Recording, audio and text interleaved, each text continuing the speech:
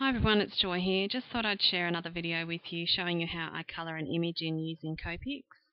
And I'm just going to use this little girl from Hero Arts called Girl Holding Flowers. Now, I'm no expert on colouring in with Copics. I've watched a lot of videos on YouTube and I have read a lot, and I really have self-taught. I've never taken a class, so if I do something wrong, there's a lot more other experts out there that can actually tell you a little bit more. So as we know, we use Memento Tuxedo black ink so that we don't wreck the nibs of our markers. And so I'm just going to ink up this little girl and put good coverage of ink on her so I get a good impression on the cardstock. And the cardstock that I'm using today is the Express It. I find it has a really nice smooth texture and I love to blend on it.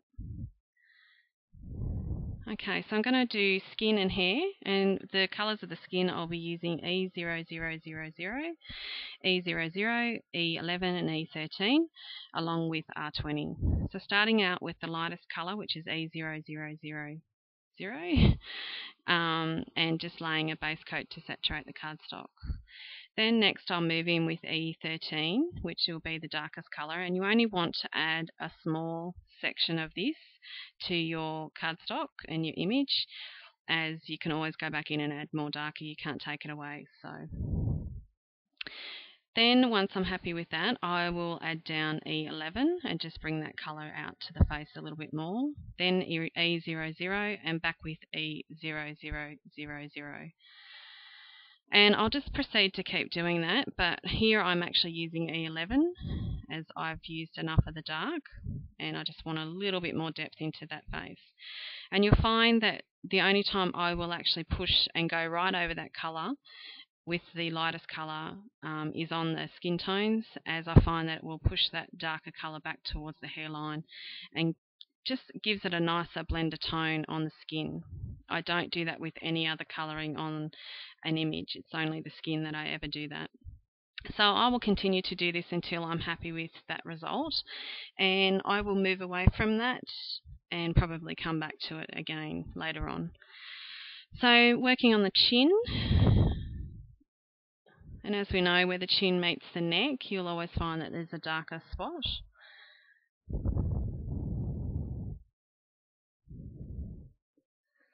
And it doesn't matter how small the section is, you still use your colour family and make sure you blend. So I'm just going to move down onto the arms, and the same thing as the face, only using a dark in a small section.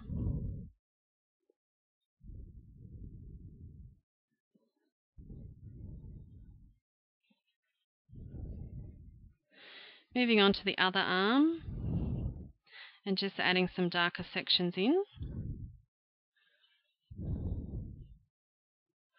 And once again, as I said, I'm no expert on actually how you colour. I generally will get light sources wrong, but for the purpose of this video, I'm actually making the light source front on.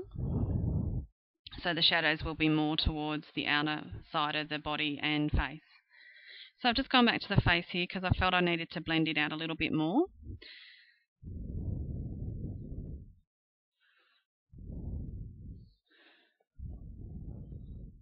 And a little bit more onto the arms as well. Now I'm going to move on to her legs, and once again just saturate the paper with the lightest colour.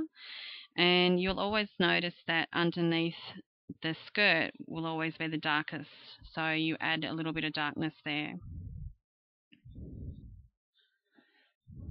And I'm not worried about out of the lines on this image. I'm actually going to trim her out and place her onto a card. So basically, if you go outside the lines, I'm not too concerned.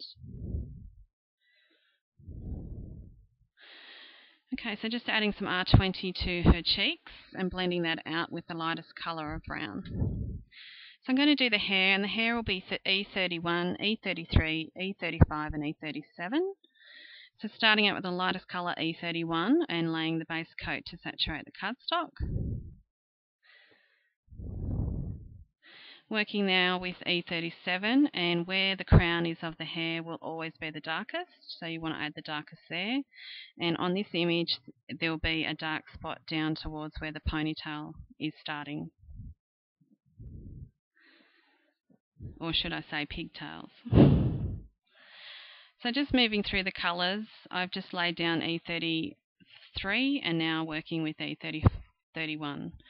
Going back with E37, now I'm going to really start blending the colours out. So E35, E33, and now with E31. And I'll do that with the other side as well. Hair takes a little bit longer, and you want to be able to go back over it a few times until you're really completely happy with the end result.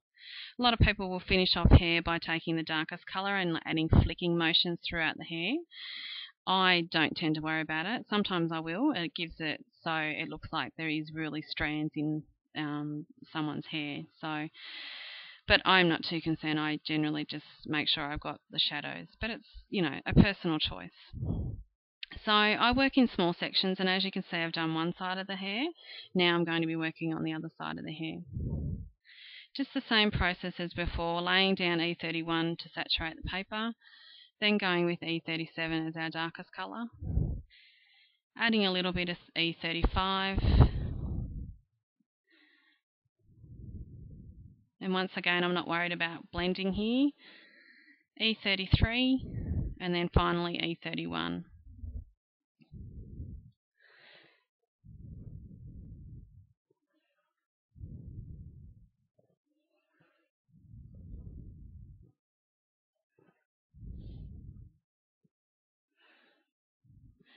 Now, as you can see, I'm actually not going over that entire section as I colour it. I'm actually drawing from the previous colour, and I'm taking that and dragging it down towards the middle section.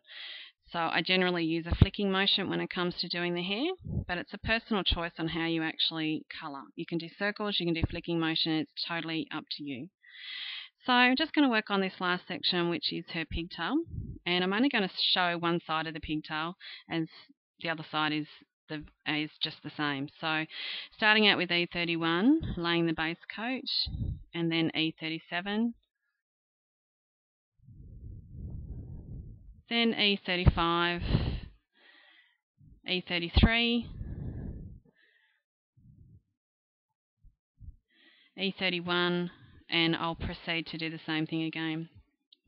So for today I'm only doing the skin and the hair, but I will be back at a later date to show you the flowers and the rest of her dress and shoes. Thanks for actually sticking with me, and I hope you've learnt something along the way, even though I'm no expert. Thanks for watching.